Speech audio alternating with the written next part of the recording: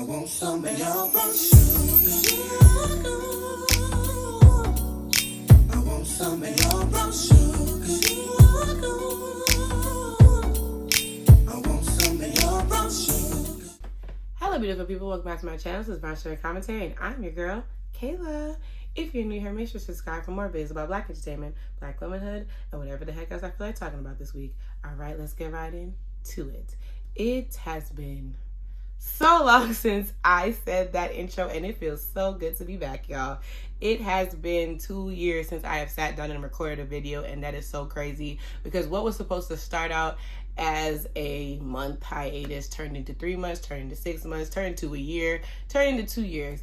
And there's like a plethora of reasons why I stopped making content for real, which we can get into at another day at another time, honey. But I am so happy to be back. And for those that have reached out to me, asking where the content's at, checking up on me, shout out to y'all. And if you're new here, welcome. Like I said, please subscribe. I make videos about pop culture, anything concerning Black women, defending them, talking about them, whatever the case may be. I am here.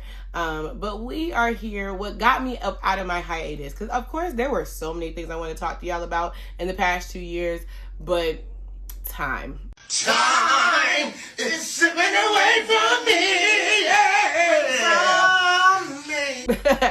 Time slipped away from me so many times, but I could not let this slip by me, honey. And TikTok is simply not enough. So given the title of this video, we will be talking about the treatment of Black women on this season of Love Island USA.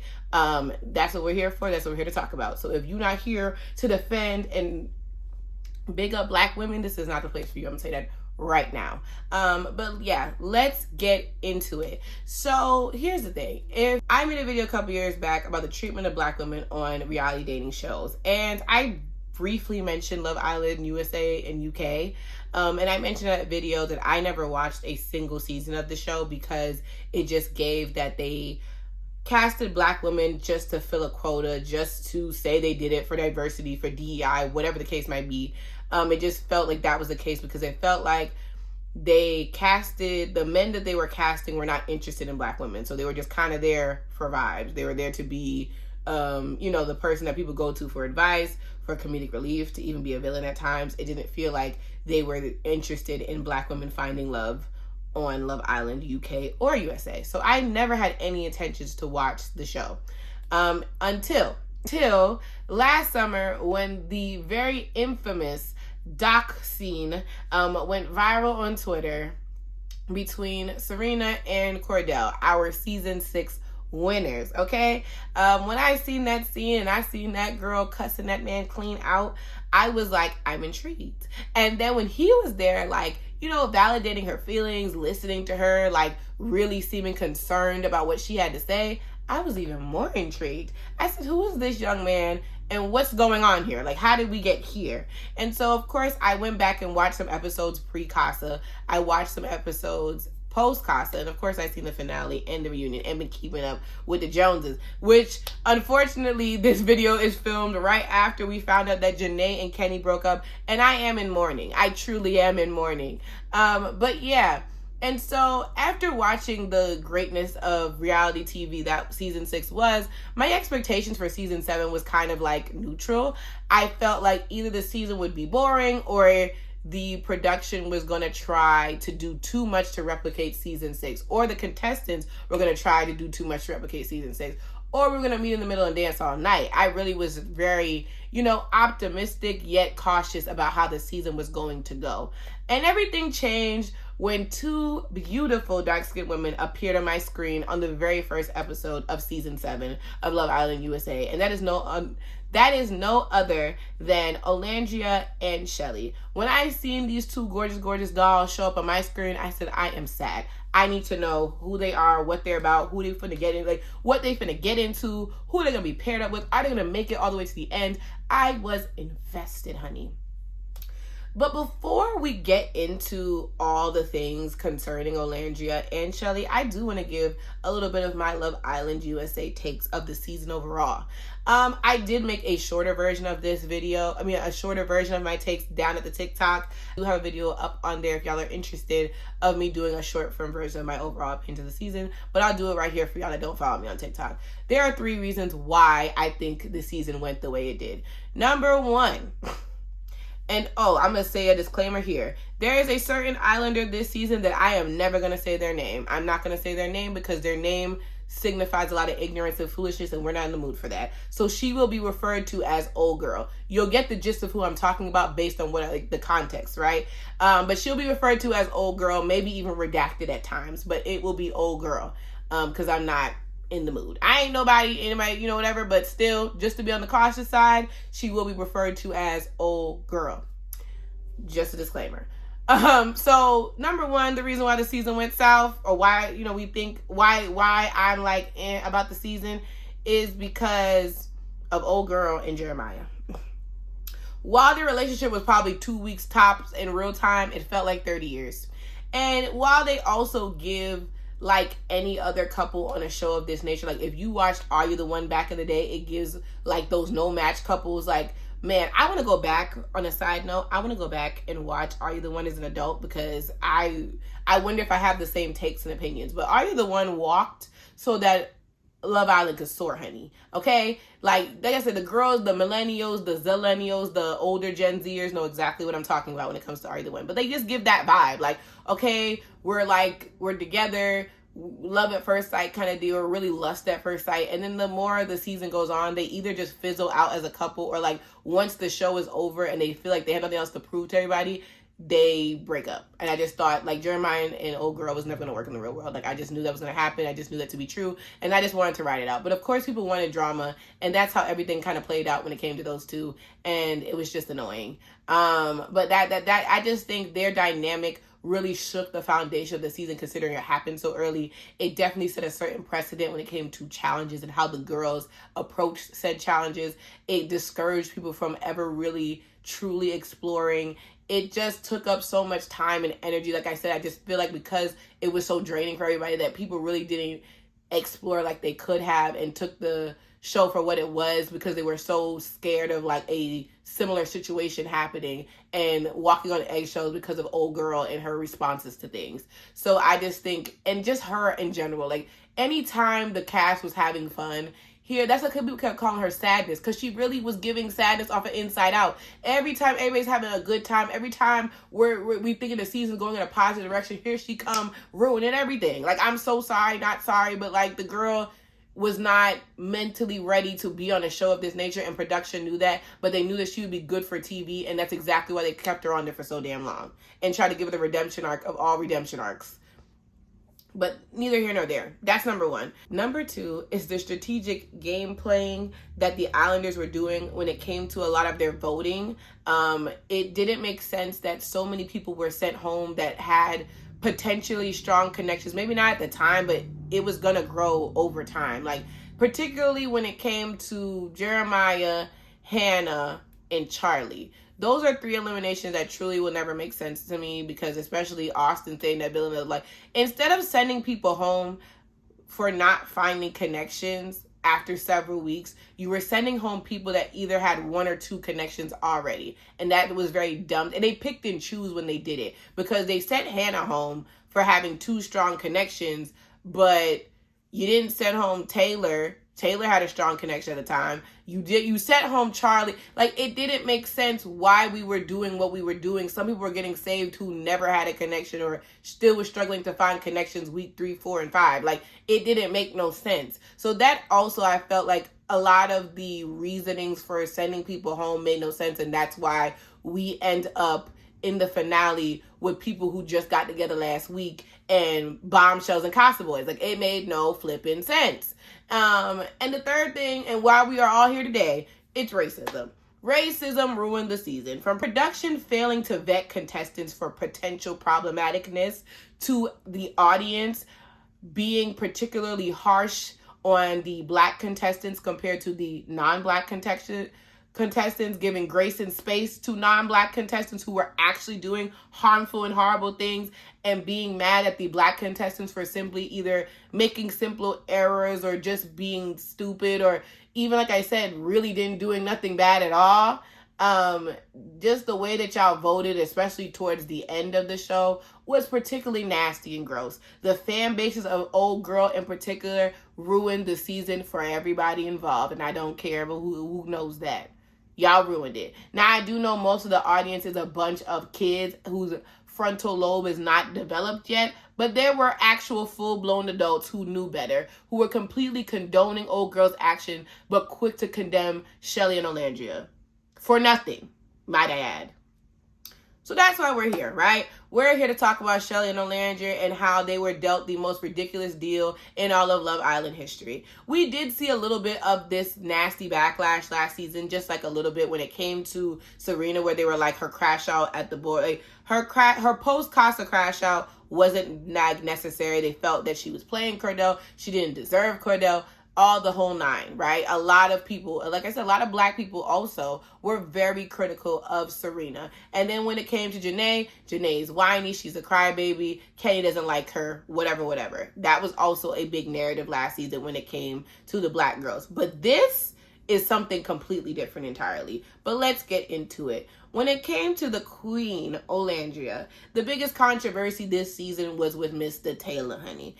Taylor and Olandria linked up from what the first day, and they kind of been locked in ever since. But there was this ongoing conversation happening online that Olandria was being big delusional. We, as the audience, knew that Taylor was not attracted to Olandria. He went as far as to tell Ace, another contestant this season, that he wasn't. But he never told Olandria this to her face. So all he's doing is telling Ace one thing and doing something else. And then, a particular bombshell of the name of Jalen came in a couple weeks in, pursuing Olandria, and this is when Taylor decides to all of a sudden be all about Olandria, right? Planning dates, being super affectionate, really trying to prove to her that he liked her. So a lot of us, the audience, are like, maybe he's changing his tune, maybe, things are turning around, he really likes her. But then once Jalen left, the effort went back to being bare minimum. And then we get to Casa, and Olandria was being faithful, really not opening her mind up to making new connections, so much that she got fake dumped from the island. Meanwhile, Taylor meets the Casa girl by the name of Clark, and they lock in from day one and are inseparable. And you can see that the contrast between the way that Taylor acts with Clark compared to Olandria is literally night and day. He's very affectionate with Clark. He's very vocal about how he feels about her. He's attracted to her. And it's really unfortunate because, like I said, back in Casa, Olandria is not talking to nobody. She's like, I just can't wait to see Taylor again and Ray Tay. And so we're all, the audience, very conflicted because we're just like, girl, like, what are we doing? Like, this man does not like you. You need to stand up, because Olandria is gorgeous. She's just a class act, like the definition of a class act. And we, the people, like, she's been the people's princess from day one. I know you like to be revisionist now, but the North remembers. Olandria was the favorite girl because I think a lot of us, especially us black women, saw ourselves in Olandria. A lot of us are firstborn daughters. A lot of us are slow burners. A lot of us, we might be, a little stoic, we kind of, don't show our emotions so much, but we are lover girls at heart. And all Olandria wanted to do was be loved. And so when we get to Casa and she gets fake dumped by the island because she didn't make any connections with the Casa boys, we were all devastated because, like I said, she was a fan favorite.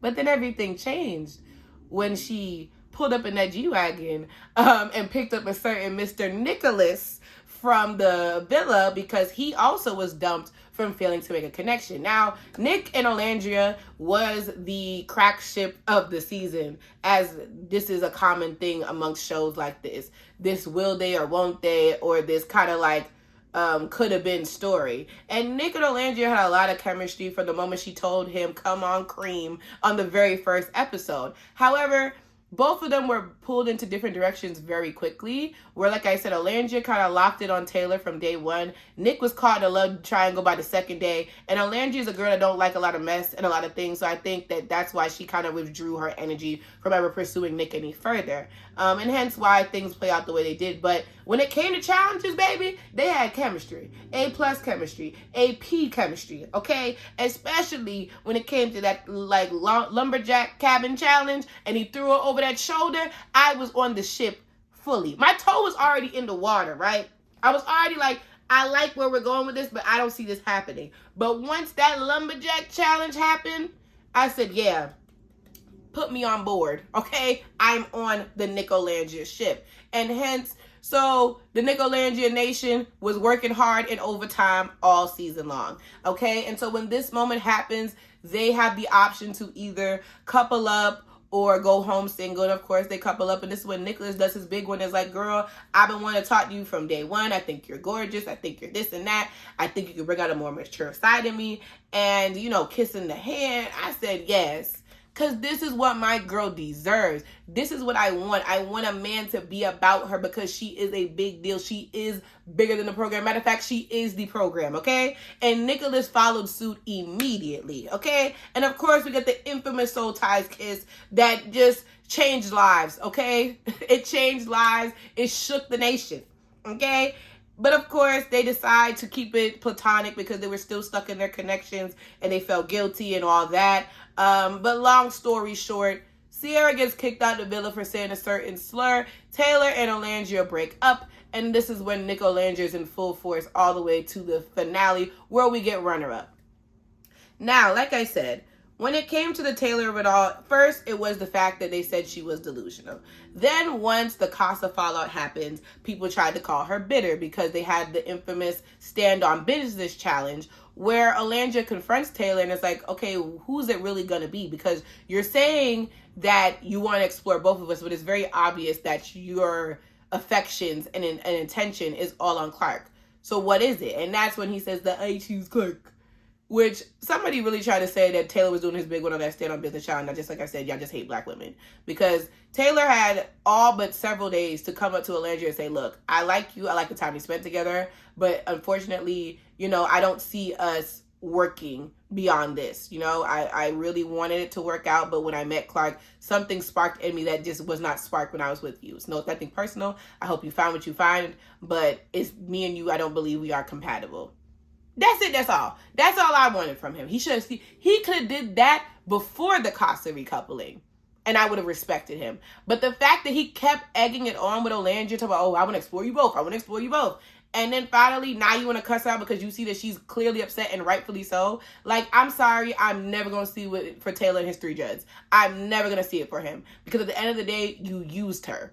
You used Alandria to get a spot in the villa until you found what you wanted, and then you dropped it like a bad habit. That's it. Nobody cares why or that you chose Clark. It's the way you went about it that makes me absolutely disgusted with him. And there's never been a public apology since. I see that they're cool now, and I mean, that's great for my girl because I get it. She's going to have to be around him.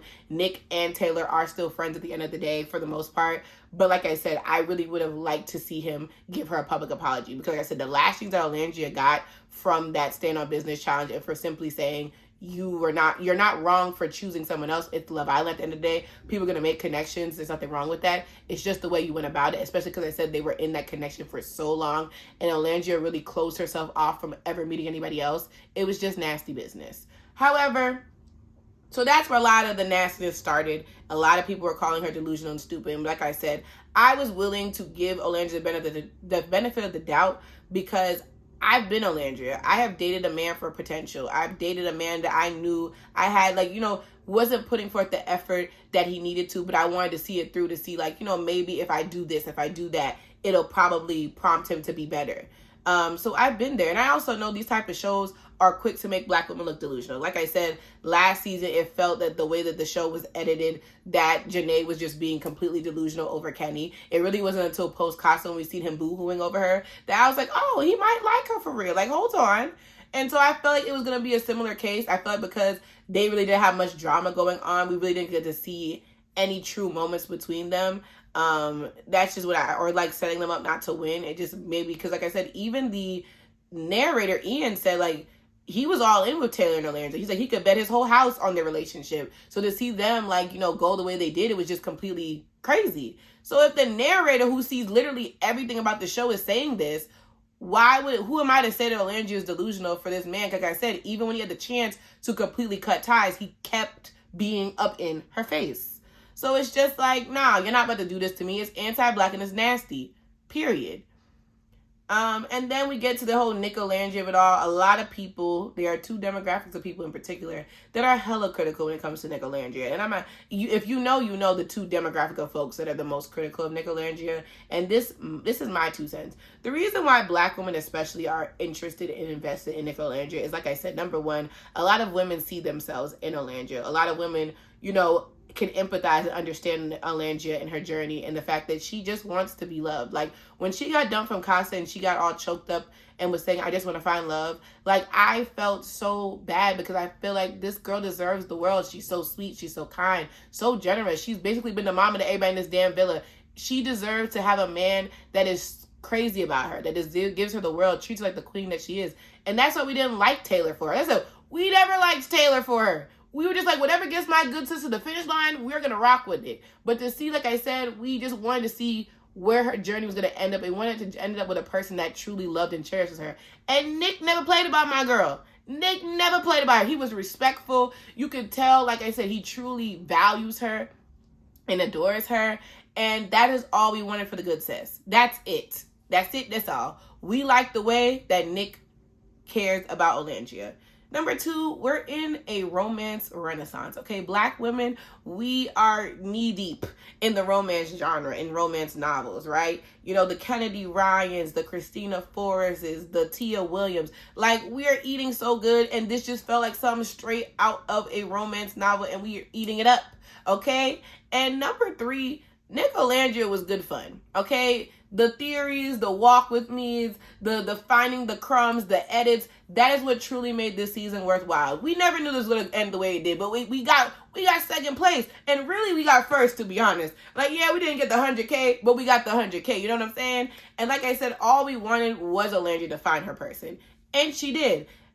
We do hope that, like, these two last very long. I can see it happening. But even if they don't, their love story was so refreshing. And like I said, truly saved the season for me, especially. So when people go to talk about, well, why is it when black men date white women, y'all get mad, but when black women date white men, y'all don't? Because I'm not about to play this obtuse game with y'all, but Orlando was with a black man. We were okay with her being a black man, but that black man treated her like dog crap. As it happens in real life. So this white man who is showing her love and affection, talking about how beautiful she is, validating her, always giving her words of encouragement and affirmation. The one man who helped save her from elimination, yeah, we like him for her because he likes her. Like I said, we don't care that nigga's white. Yes, he's white, and that race is a thing in America, and of course, interracial dating, you know, there's certain things we got to be concerned about, but at the end of the day, we like her, we like him because of how he treats her. Simply put. I just think a lot of y'all that like to do this whole Nicolangelo is fake, Nicolangelo is forced, whatever, it's because your brain, your mind cannot wrap around the fact that this conventionally attractive white male model is completely enamored by a dark-skinned black woman. A man that is at the top of the desirability totem pole is in love with or deeply infatuated with a woman at the bottom of the desirability totem pole. And you hate to see it, but I love it, okay? Like I said, it don't got nothing to do with race, baby. They look good together. I like how they are. Like I said, Nick whole aura changed when he around. The black girlfriend effect is truly a true thing. Because Nick, when he was with old, what they call her, 404? Saran Wrap. I never cared for him with her. I didn't like them together. I always liked Nick. He was one of my favorite male Islanders. But I was never going to vote for them in the finale at all. I never liked them together. But once he got with my girl, I was all in. But that's that on that. And of course, y'all love to talk about the girl hair, especially post-Villa. That was very weird. And a lot of it, y'all like to do this thing where y'all think y'all are complimenting somebody, but y'all are being expressively, y'all are being real shady because you're like, oh, I can't wait to see what Olandria's hair is when she get out the villa and rate to take the tay. And it's like, you don't know. You're just trying to say she'd take them braids out. But like, she got press runs to do. She was runner up. Like, relax. That was weird. Also, the discourse about a concealer, also weird. Like, they're in Fiji. Their skins, everyone's getting tanner. So, of course, the concealer shade that they probably had when they came into the villa is not going to be the same concealer leaving it. Like, stop being weird. That was, like, let's just stop talking about black women's appearance on these shows. Like, y'all been doing that from the dawn of time, but it was definitely really weird this season. But that's that on my girl Landry. All the best to her and Mr. Nick. Like I said, I hope they make it in for the long haul, but even so, we enjoyed the ride. Next, we're going to talk about Miss Shelly. Okay, Shelly, our Haitian queen. The biggest concern, or where people had the most to say about Shelly, really does not come until doesn't come until the heart rate challenge. So Shelly and Ace had been pretty much a thing since day one. They met one time in the real world outside of a nightclub. They had, instant chemistry, it felt like, from day one in the villa, but they kind of had this like cat and mouse game kind of thing going on. And so it wasn't until I think about the second or third week, I think, is they become a couple. But everything really gets crazy until post Casa. So in Casa, Shelly connects with a guy named Chris. Chris ends up coming back to the villa because he couples up with old girl, because Shelly does choose Ace at the end of it all. But when the heart rate challenge happens, old girl decides to do her big one, and it pisses Shelly off to high heaven. And now it has become the biggest discourse of the entire season. And for what, I don't understand. Every Islander that witnessed what happened told you that girl did too much. Everyone who saw it unedited with their own eyes told you, the people, that what she did was too much. Even looking at their reactions in the scene, you can tell she did too much. Even with what we were given, I knew that girl did too much. However, Shelly was made to be the villain in the scenario because she was like, hey girl, I don't like the way that you did that. It was wrong. You know that me and Ace got something going on. Why carry on like that? It's weird, because when it was your turn, when you were in your connection, nobody would do that. Like, and it's true. Like, Shelly and Jeremiah have never kissed. Not for one challenge, I don't believe. Out of respect for her and knowing that she was going to crash out. And old girls Rebecca was like, oh, well, it's just a challenge. And it's like, it's just a challenge, but you set that standard and precedent that when it comes to the men that your friends are interested in, let's scale it back. No one's saying you can't do a little peck, can't do a little twerk, but you were damn near putting your coochie in the man's face. And for what? There's no prize. That's the other thing. There is no prize for these challenges. So you going so hard for a man that's not your man, and that there's no prize, makes you look even crappier. And so, of course, for the following, 2-3 episodes, they're at odds. And a lot of people were taking old girl's side to say that, well, Shelly's not fair because Shelly was dealing with Chris at the time and she was exploring both, and her and Ace aren't closed off and whatever. But like I said, it's not about that, because one, old girl knew that and tried to use it as an incentive to bring Chris into the villa, right? And then on top of that, Shelly disclosed to both Chris and Ace that she's exploring both of them. So what? At the end of the day, she chose Ace anyway. She was completely okay with Chris going home.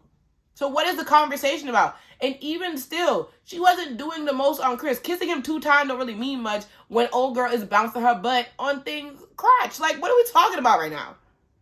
So I already knew the discourse was very disheartening. Like I said, just to see even black creators take old girl's side and be like, yeah, Shelly gotta go. Shelly gotta go.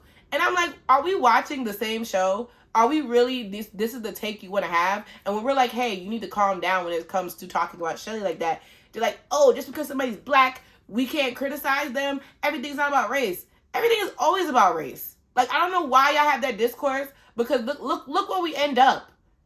Shelly is upset at her friend for being essentially a hypocrite and telling her friend, you're wrong.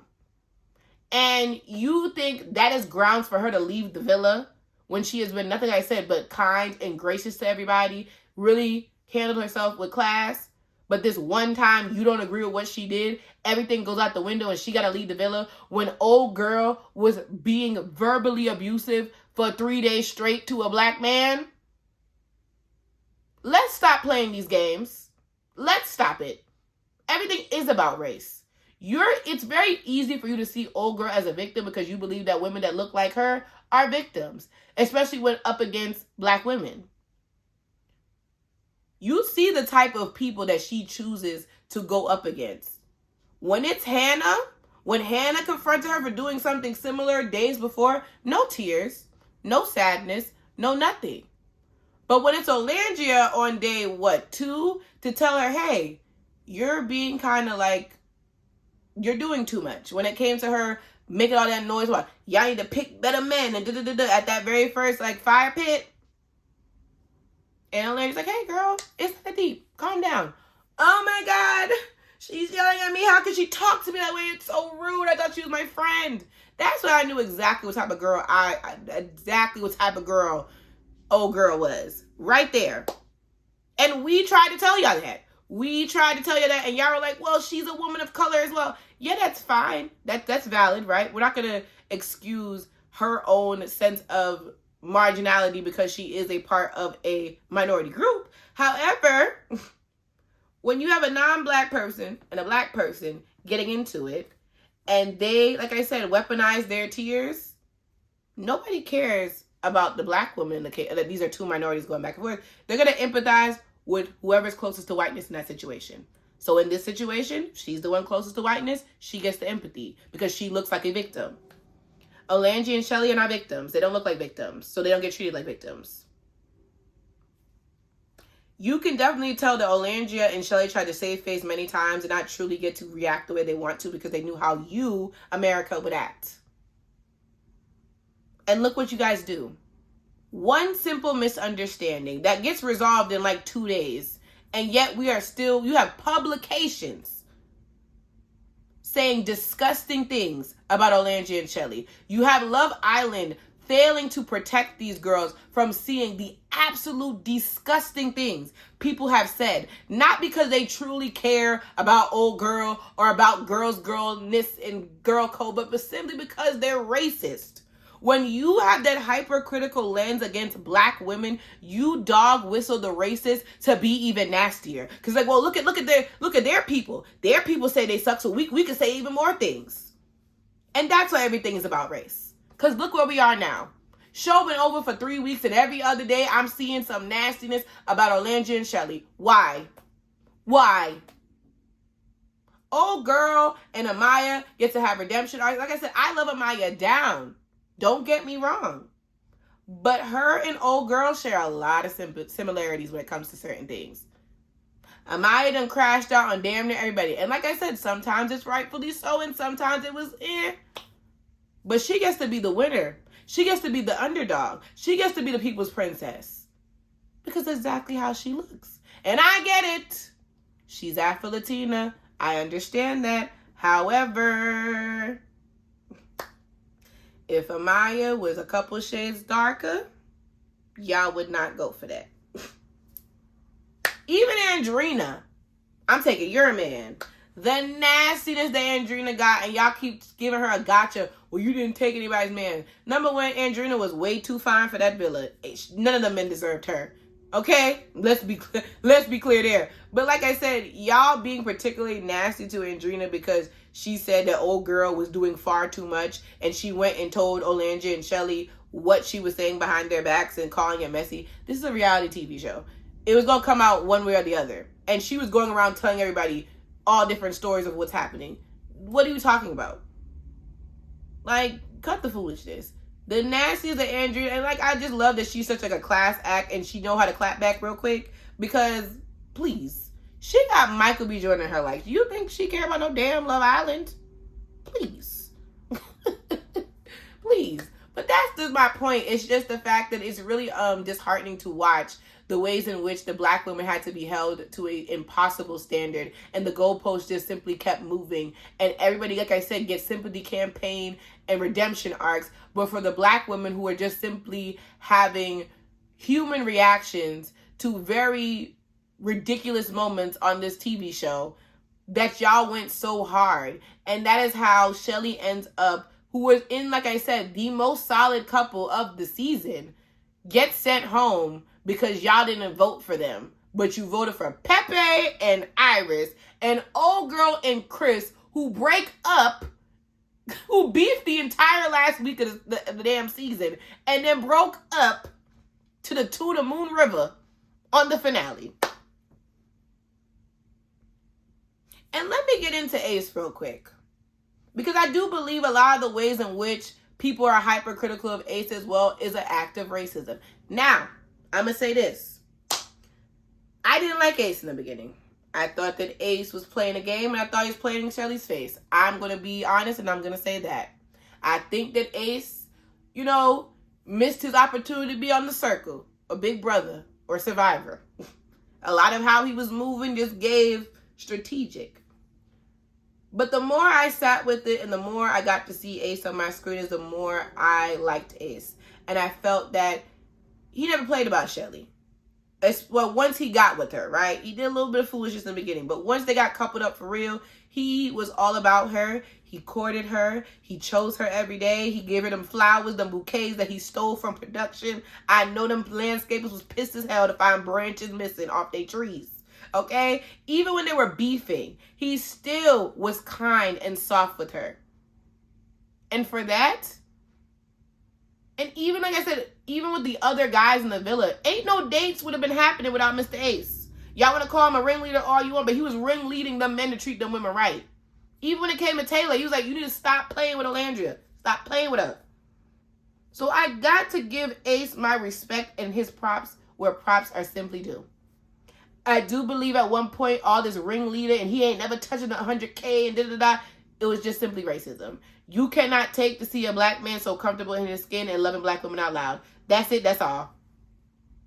All this nonsense about, oh, Shelly and Ace are playing us and they're together in the real world and da-da-da-da. Foolishness. Foolishness. Once again, if old girl and Amaya and everybody else could get redemption arcs, why can't Ace have one? Ace is still a 22-year-old. At the end of the day, I think he's probably the youngest person in the villa. Why is no grace for him? All the excuses for old girl, though. But Ace is the one that's the big bad villain. No. I'm not falling for that. I'm just glad that the two of them won because they found each other at the end of the day. And like I said, still the talk of the town without even making it to the finale. And that's just my consensus on the entire season.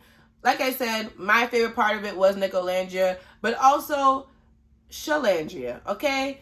The sisterhood between those two, when everybody trying to add others to the equation, I said, no, these two are the duo of the season. These two is why I tuned in, and these two are my clients today, tomorrow, and forever. The moment I seen these two, I knew I was locked in and I was invested in what they had going on, and I'm just happy that these two beautiful black women held their composure all season long, have been handling a lot of nasty has been thrown their way post-Villa with such grace and class, and I have never been more prouder to see these two beautiful black women on my screen. And I am invested in their, success beyond the show. They got two fans in me forever. And that was the best part of it all. Everything else, it's been terrible to see what they've had to go through, but it's just an echo of what black women have to go through. When Malcolm X said the infamous that black women are the most disrespected people in the entire world, and the fact that he said that, 60 years ago at this point, and it still rings true to this day, it's truly disheartening to see and hear. And for that is why I want black women that are going on Love Island, US and UK, to be very cautious of the type of scrutiny you're going to be under, the type of discourse that's going to happen because of you just simply existing in your black skin. As much as I enjoy, like I said, watching these two, it's really just unfair that production really failed them in so many ways. And for them to beg Olandria to be on the show 3 times and to have them completely carelessly handle the situations, the nastiest have been thrown their way, it just, like I said, makes me not really want any more black women to go on the show until they completely shake up how they're going to go forward on protecting black women on this show. But yeah, those are my thoughts and opinions of Love Island Season 7 and their treatment of Black women. Y'all let me know your thoughts and opinions down in the comments. Please keep it cute. We might be back for the reunion depending on how juicy it is. We might not. We'll see. Like I said, I don't know if I'll tune into Love Island next season. I really don't know. We really, like I said, a lot of things gotta change. And if there are no changes, I'm not sure. Or I might wait for the season to just play out and see like what the discourse is. If the discourse is not too bad, I might tap in. But yeah, that's all my thoughts for now. It is so good to be back, y'all. Please give some suggestions on some things you'd like to see from me. I have so many good things I want to talk to you guys about in the future. But yeah, thank you guys so much for watching, and I'll see y'all in the next one. Peace out, y'all.